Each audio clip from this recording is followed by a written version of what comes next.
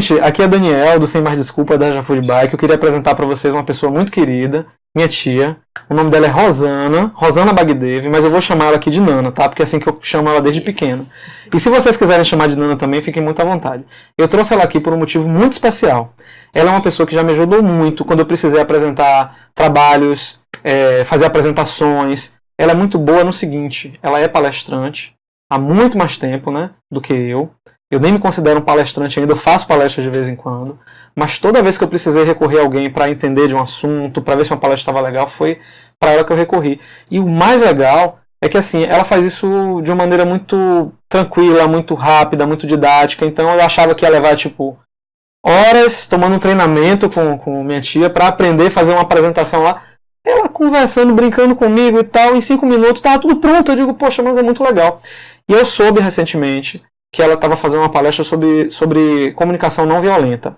Eu já li o livro sobre comunicação não violenta e eu achei fantástico. Eu tenho que reler esse livro de novo, porque assim, é aquele tipo de livro que eu li a primeira vez, mas assim, eu tenho que voltar, sabe, pensando o tempo inteiro, eu tenho que voltar agora para praticar essas coisas que estão aqui. Que são coisas simples quando lidas, mas que dá para perceber que são muito difíceis de aplicar, de internalizar. Eu imagino que um dia, depois de praticar muito, vai acabar ficando fácil, né? Mas não é fácil não, tá? Então, sobre essa palestra, ela me convidou para participar, e como eu não pude, e o projeto da gente tem muito a ver com a qualidade de vida, com a transformação de vida para melhor, eu trouxe ela para falar sobre isso. Antes eu queria fazer algumas perguntas assim, para vocês conhecerem um pouquinho mais dela. Tia, fala um pouco assim da sua experiência como palestrante, quantas palestras você já fez. Eu ouço falar, inclusive, de pessoas de fora, que nem sabem que ela é minha tia, sobre a qualidade dela como palestrante. Agora vamos ver o que é que ela acha dela mesma. Diga aí, tia. Bem, Dani, eu sou do tempo que a gente não deve soltar o foguete e pegar flecha, né? Então não gosto muito de elogiar os trabalhos que eu faço. Sim. Mas eu tenho que reconhecer que o resultado desse trabalho ele fica muito visível.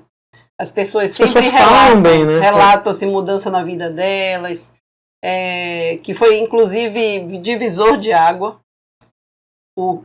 Uma palestra que ouviu, alguma coisa que ouviu. Porque eu não tenho aquela intenção de ser teórica. Eu gosto muito de falar de uma forma prática e eu acredito que eu tenha essa sensibilidade de perceber ali daquelas pessoas que estão presentes o que elas precisam ouvir. Isso é legal. Me conta uma coisa, você lembra que você falou uma vez que as suas palestras lotavam quando era no trabalho? Lembra que você fazia palestra no trabalho? Que todo mundo queria ir no dia que você estava? Como é que era isso? Exatamente, era uma coisa assim, que inclusive quando tinha greve, que os sindicatos diziam que as pessoas não podiam participar das atividades, elas vinham, entravam na sala, participavam e diziam assim, votamos unanimemente para estar aqui com você. Estamos aqui porque decidimos estar. Então, isso para mim só confirmava que o conteúdo era um conteúdo que tinha a ver com a realidade daquelas pessoas, né? Entendi. Só uma última pergunta antes de você falar do conteúdo mesmo. Foi essas palestras que você começou a fazer para o público interno do seu trabalho que lhe deu a vontade de sair para o mercado, fazer palestra para as pessoas fora também? Por incrível que pareça, não. Não? O que foi? Não. Minhas conversas na rua, com as pessoas, no shopping, esperando um táxi, dentro do próprio táxi, né? Enfim, o contato com pessoas. Eu tenho até, inclusive, um livrinho que tem Antônia, da Porta do Shopping Salvador, João... Você registra o nome das pessoas que você conversou nos lugares? Porque a gente acaba ficando amigos, né? Eu percebi, assim, que de forma natural, quando eu falo sobre alguma coisa que eu conheço, ou que me foi dado a conhecer um dia antes, às vezes, quando eu estou com aquela pessoa, é tudo que ela queria ouvir. Então isso me deu assim um certo entendimento de que eu tenho coisas para dizer para as pessoas, né, que elas precisam ouvir, e que também eu aprendi antes comigo mesma, na minha história de vida. Que você gosta, né? Que eu gosto. Você gosta de falar para as pessoas. Gosto, adoro falar para as pessoas, adoro.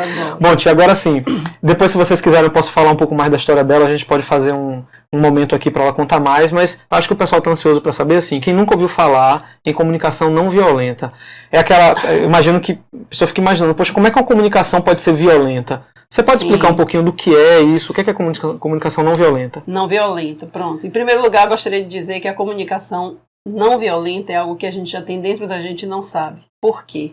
Porque existe toda uma comunicação violenta fazendo com que a gente esqueça disso. Por exemplo, quando você vê um acidente na rua, você passa ao largo? Ou você tem aquele Normalmente ímpeto... as pessoas param, até engarrafam o trânsito para olhar o que está acontecendo ali. E não necessariamente porque seja curioso. As pessoas se emocionam, elas querem ajudar. Eu já vi pessoas largarem o volante e correr para suspender um carro e alguém gritando, o carro pode explodir, o carro pode explodir. Então, isso faz parte da nossa essência. A nossa essência, ela é uma essência compassiva, né? O que seja compassiva? É uma essência empática, que olha para o outro e sente que pode ajudar aquele outro, que sente que aquele outro tem a ver com você, mesmo você não conhecendo ele. Só que a gente tem um monte de comunicações ao nosso redor, na mídia, na própria educação, no sistema de governo, que fazem com que a gente esqueça isso. Um exemplo, quero ver um exemplo. Nós vivemos em quadrados, somos educados a viver neste quadrado, tendo conceitos de certo, de errado, de justo, de injusto, criando um sentimento dual sobre as coisas, ou seja, eu sou boa, você é mal. Por que eu digo isso? Porque eu faço aquilo que eu fui ensinada a fazer e você age de forma diferente. Certo. Isso já traz um entendimento de que eu vou ter sempre que ter comportamentos adequados para eu ser uma pessoa boa e que você, por ter comportamentos inadequados, é uma pessoa ruim. O inadequado, no seu julgamento, o que eu faço é inadequado. Exatamente. É o julgamento moralizador, né? Então eu fui educada, vamos supor, se eu olho uma pessoa e vejo nessa pessoa uma tatuagem, eu digo, poxa, essa pessoa é inclinada a drogas. Eu não confio em pessoas tatuadas. Olha, Dani. Pois é, e isso... Eu não confio em pessoas tatuadas. Tá vendo que maravilha? Eu esqueci até de dizer, Dani, eu tenho uma certa ansiedade para começar logo as coisas, mas para mim é um prazer imenso estar aqui, porque você é uma pessoa que eu admiro desde pequenininho. Desde pequenininho? Desde pequenininho mesmo. Você lembra que eu ficava repetindo os diálogos que você tinha, a explicação que você deu sobre a luz, buracos da lua, eu quero fantasiar. E você já me falou dessa história algumas vezes. Pois é, então para mim é um orgulho muito grande ver que você tá desse jeito que está, e como você me considera uma mestre, né? A felicidade do mestre é ser superada pelo discípulo. Então, não superei ainda não. Eu estou feliz, eu acredito que sim, você sabe muito trilhar sua vida tranquilamente, né? E na bicicleta, que para mim eu adoro bicicleta, eu acho que bicicleta e comunicação não violenta tem muito a ver, porque ambas buscam equilíbrio. Né? Você se equilibrar em duas rodas e você se equilibrar numa linguagem suave, uma linguagem verdadeira, que não minta. Eu acho que essa busca, ela se coaduna, né? Elas combinam muito bem mesmo. Legal. Então, muito obrigado. Foi legal você fazer essa parte, mas eu estou ansioso assim para que as pessoas que nunca ouviram falar sobre esse assunto entendam. Então, você já falou sobre, mas eu gostaria assim... O que é especificamente a comunicação? O que é que muda na minha vida se eu aprender e usar a comunicação não violenta? Pronto. Por exemplo, a vida, dizem por aí que a vida é muito curta, não é? E vamos supor que seja mesmo. Vale a pena a gente ficar dizendo coisas que não queria dizer, se arrependendo por ter falado de uma forma que não queria ter falado, e normalmente a gente vê que isso acontece. Então a comunicação não violenta, ela nos ajuda a ter um diálogo honesto. Honesto não significa sincero, significa autêntico. Então, assim, se eu não quero dizer para uma pessoa, para a Babi, por exemplo, que eu não estou afim de fazer alguma coisa que ela me pediu, aí eu, para não deixar ela chateada, eu não digo, não sou honesto, não falo a verdade. Não falo a verdade. Não falo a verdade, eu tô achando que eu tô sendo legal com ela. Eu disse, não vou falar isso pra Babi não ficar chateado, mas aí eu não faço também o que ela me pediu, dou uma enrolada, faço de outro jeito. A comunicação não violenta defende que eu preciso ser honesto. Precisa falar, aprender a falar de uma forma que o outro ouça. E aí é que entra a comunicação não violenta. Mas se eu for honesto, ela não pode se chatear comigo, não pode brigar comigo. Poxa, mas eu lhe pedi pra fazer isso, você não quer fazer uma besteira dessa e tal. Pronto, a gente aprende, a primeira coisa que a gente aprende é não julgar na comunicação não violenta. A gente entende verdadeiramente por que a gente não julga. Porque nós somos feitos uma máquina de julgamento, né? Nosso cérebro, ele funciona para julgar mesmo, até para nos defender. Para que a gente não acredite em tudo que veja, a gente não confie totalmente nas coisas, mas justamente é esse julgamento que faz com que a gente incorra num julgamento precipitado, por exemplo. Então a gente vai aprender com a comunicação não violenta a não julgar. a experimentar, a conhecer a verdade, a saber o que de fato está acontecendo para que a gente possa falar para o outro. Aí eu faço uma distinção, Dani, entre sinceridade e autenticidade. O sincero é aquela pessoa que tem orgulho de dizer assim, eu falo a verdade, doe quem doer, né? E tem até uma frase assim, que a franqueza é rude. Sim. Sincero, ele é um homicida. Ele pode geralmente causar assim até um estrago na vida de alguém. O autêntico não, ele fala a verdade, ele diz, mas ele diz de uma forma que o outro ouça aquilo sem se sentir na necessidade de se defender. Ele ouve como a verdade dele. E como nós temos uma essência compassiva, como eu disse no início, eu gosto de ouvir a pessoa que fala a verdade, sem me ofender. Eu gosto de ouvir você dizer, poxa, Babi, no caso, né? Poxa, Nana, eu não fiz aquilo porque eu estava cansado. Eu estava muito cansada e não tive ânimo para fazer aquilo. Aquilo vai soar de uma forma tão verdadeira que eu vou ouvir isso sem refutar. É diferente de você se eximir de alguma culpa, que a culpa ela é meio que... a gente esconde ela, né? Mas ela está ali o tempo inteiro. Por meio da culpa, você pode chegar para mim e dizer assim, eu fiz mesmo, eu deixei de fazer mesmo porque eu não... não sou seu empregado. Não sou seu empregado, você vai aprender a fazer suas coisas, ficar contando comigo o tempo todo, pelo amor de Deus. Eu tava cansado, você não me pede isso. Pronto, e você é uma chata, aí vem os rótulos, né? Porque normalmente quando a gente julga, a gente usa rótulos. E a comunicação não violenta, ela nos ensina como interromper esse fluxo. E como não se sentir falso, né? Como se sentir verdadeiro, como não se sentir assim também engolindo sapo e arrotando borboleta. Você acha que a comunicação não violenta pode ajudar na lida com, por exemplo, o meu patrão no trabalho, com o colega de trabalho, com todo mundo, assim, minha companheira em casa, com meu filho? Você acha que se aplica... Dani, o ser humano é um ser comunicante, né? Ele se comunica o tempo inteiro e ele precisa disso para poder ele se desenvolver.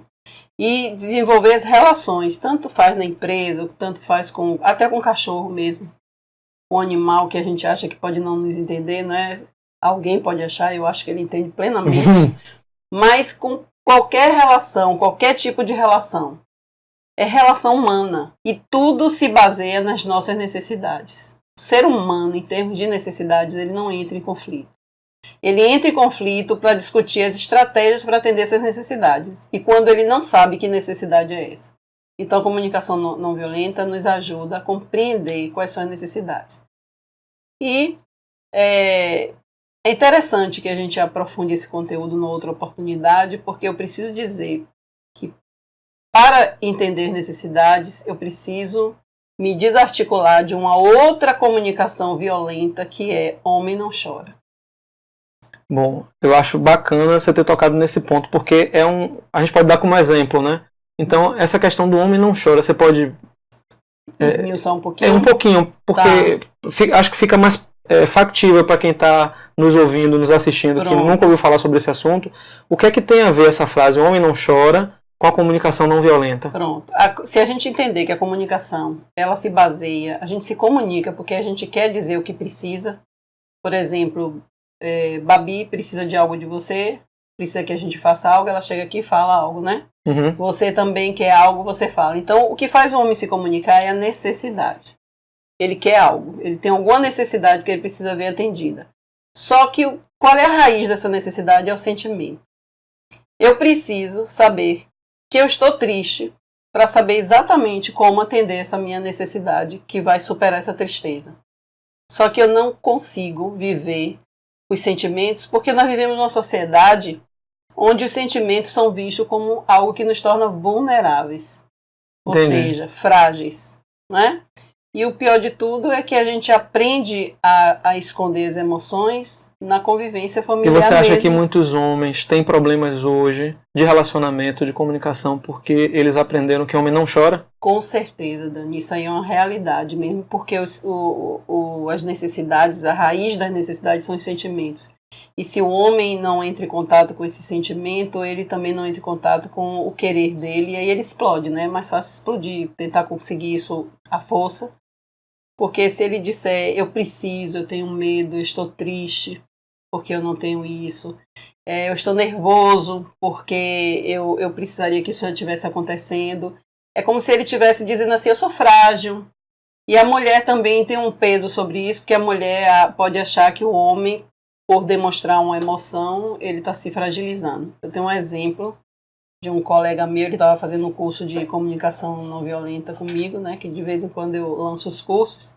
E aí ele chegou lá dizendo, poxa, Rosana, eu cheguei em casa ontem, você estava falando aqui, porque acontece esse lance, né, de a gente falar uma coisa e a pessoa vai e aplica. Aplica, Ou acontece alguma coisa que ela torna aquilo prático, né? Aí ela disse, cheguei em casa ontem, estava assim meio me sentindo triste, aí cheguei em casa e disse pra minha mulher assim, pô, tô sentindo uma tristeza tão grande. Aí ela fez, não, você não está triste não.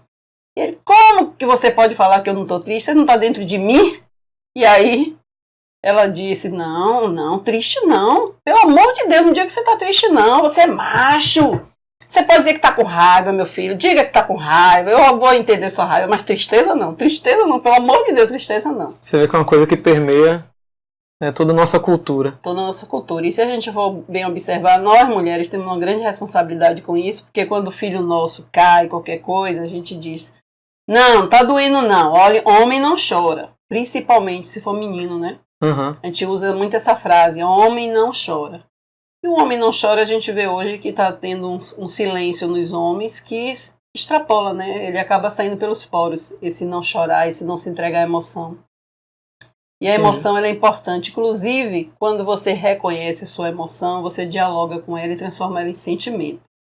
E também, se a gente tiver a oportunidade, eu gostaria muito de tratar esse tema. Como transformar emoção em sentimentos. Nana já falou 2 vezes aqui sobre a oportunidade, né, de tratar mais esse tema. Então, eu acho que o convite que eu ia fazer a ela, eu posso fazer agora. Vê como eu sou aqui. Eu queria lhe convidar, tia, para assim, a gente estender mais, mas não dá pra gente ficar aqui muito tempo de uma sentada só. Sim. Você organizar o que você quer falar e a gente pode combinar para semanalmente, no tempo que você puder, a gente sentar e cada sentada a gente trata de um tema relacionado com a comunicação não violenta ou outra coisa, se você quiser.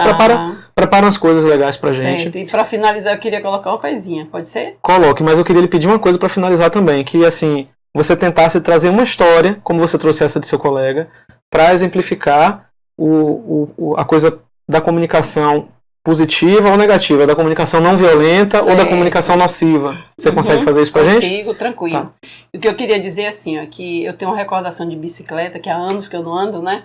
De que é uma sensação muito boa de liberdade. E de realização. Quando você está numa bicicleta assim, você ganha o mundo, né? Você vê a vida passando e você é ativo também. Você não está lá parado assistindo a vida, você está caminhando junto com ela. E a comunicação não violenta, ela traz essa mesma sensação. Uma sensação de liberdade, porque você está fluindo com a vida. Você falou essa coisa de não julgar. É libertador. Libertador, muito libertador. No dia que eu li esse livro, que eu parei para pensar um pouquinho sobre quantos julgamentos a gente faz, eu me senti livre quando eu disse, eu não preciso fazer mais esses julgamentos todos. Não, o julgamento, principalmente esse precipitado, sem embasamento, né, é algo perigosíssimo. Eu costumo até dizer que julgamento e lamento deveriam ser sinônimos, porque são fontes de arrependimento, né? Agora vamos para a história. Vamos lá, conta aí. A história? É. Qual? Eu lhe pedi agora para finalizar contando uma história onde exemplificasse o uso da comunicação ou pro lado positivo ou pro lado negativo. Certo. Por exemplo... Pode ser uma história real. É uma história real. Minhas histórias todas são reais. Minha mãe até disse uma vez pra mim, eu nunca esqueço. Minha filha, quando você for contar suas histórias, diga, ó, isso é real. Então isso é uma piada. Porque todas as duas você conta do mesmo jeito, que parece que são piadas, mas são histórias reais. Eu tinha ganhado uma mesa e uns sombreiros de uma vizinha, que ela tinha se desfeito de um negócio e botou lá na porta da minha casa. Tem uma área, né? E aí ela doou pra mim aquela cadeira com mesas e o sombreiro. E aí, um dia anterior, meu filho ensaiou lutar, brigar. Ele tinha 9 anos na época, queria ensaiar, brigar, porque disseram que ele não batia, só queria dialogar com as crianças. E aí ele disse que é porque a mãe dele disse que violência gera violência e que não ia dar em nada, mas ele estava achando que ele tinha que brigar. E aí começaram a ensaiar, antes combinou ele e o amigo, que as mães não iam ficar sabendo para não baterem na porta uma da casa da outra, mas à noite Isso aconteceu durante o dia e à noite, quando eu tô em casa com ele. Aí chega a vizinha que doou as mesas e tal, né? E disse, olhe pra aqui. Estou toda machucada. Sabe o que foi isso? Separando esses meninos de uma briga. Aí eu disse, puxa vida, né? O menino brigou pela primeira vez, ainda teve uma vítima aí logo. Aí ele olhou assim pra ela e fez, tia! Poxa, tia, não vi você lá não. Você não estava nessa briga, não. Ela disse, eu estava assim, e não gostei, viu, do seu comportamento. Nunca vi você brigar. E saiu. E aí eu olhei pra ele assim, ele disse, minha mãe, tá. Encerramos a conversa. Nem conseguimos conversar nesse dia. Aí no dia seguinte, a gente tá acordado, nossa casa tem janelas e portas com aquele reveste-filme assim, né? Então, a casa toda fechada, eu olhando pra lá, aí é que eu digo a vocês, a comunicação violenta que naquele momento aconteceu, foi que eu vi a vizinha, essa vizinha, tirando as mesas e as cadeiras, levando embora com o marido, e com a cara muito enfesada, né? Olhava pra direção de nossa casa. E aí eu fiz a comunicação violenta que a gente tá muito acostumado. Cheguei para meu filho e disse, tá vendo? Levou aí, ó. Não quero mais de volta. E ela precisa saber, eu tenho que contar para ela, que quem dá e toma fica corcunda. Eu vou ver essa mulher ainda corcunda. Uma coisa, né, bem violenta assim. E comecei aquele julgamento. E a partir daí, se a gente continua... Você cria um inimigo. Cria um inimigo dentro do condomínio. Por causa de uma brincadeira de duas crianças que estavam brincando de brigar. E o julgamento que eu fiz naquele momento da motivação dela, né? Que ela ficou com raiva e levou de volta. Aí alguma coisa bateu em mim, a experiência, né? O exercício da comunicação não violenta, que é uma coisa bacana, Dani. Que quando a gente começa a aprender sobre comunicação não violenta, não é que a gente vá ficar assim, naquela coisa 100%, mas quando a gente escorregar na casca de banana, a gente vai saber que escorregou. Entendi. Aí eu fui abrir a porta e disse, espera aí que eu vou ver isso aí. Eu abri a porta, ela me olhou com o olho bem assustado e disse, Ró, você está aí? Minha filha, a casa toda fechada, eu pensei que não tinha ninguém. Eu tô aqui com uma raiva tão grande que hoje é meu aniversário, eu não me comportei bem, não queria fazer festa, agora inventaram fazer um almoço surpresa, eu tô pegando tudo que é cadeira que eu acho aqui mesmo, eu vou pegar, viu, meu amor? A sua cadeira e sua mesa emprestada, depois eu devolvo. Ela tinha dado pra você e tava levando emprestado. E você achou que ela tava levando porque ela tava com raiva. Com raiva do que tinha acontecido anteriormente. Então a gente cria, né? A comunicação violenta, ela tem muito isso, das nossas percepções, das nossas crenças, da gente achar que o que a gente entende é a verdade e agir sobre aquilo. Entendi. Então, o que foi a não violência ali, eu coloquei a incerteza nisso. E ir lá, abrir a porta e saber o que estava acontecendo de verdade. Saber o que estava acontecendo. E isso acontece tanto, Dani. Tanto. E tem várias outras comunicações alienantes que vão pontilhando a vida da gente, tornando a gente violento, sem a gente saber. Entendi. Pô, se eu pudesse, ficava aqui mais um monte de tempo. Mas a gente vai se despedindo por aqui e eu prometo para vocês que esse foi o primeiro encontro de muitos, né, tia? Vamos fazer muito conteúdo bacana para vocês aí juntos. E eu acho que esse tema de comunicação não violenta pode ser apenas o primeiro de muitos, né? Vamos para frente. Vamos pegar você tem que botar essas coisas no seu próprio Instagram também, viu? Certo. Tá bom. Então, gente, aqui quem vos fala é Daniel Bagdev, com Rosana Bagdev, do Sem Mais Desculpas. Já fui de bike. E eu tô indo, e eu vou. Tchau, gente. Tchau.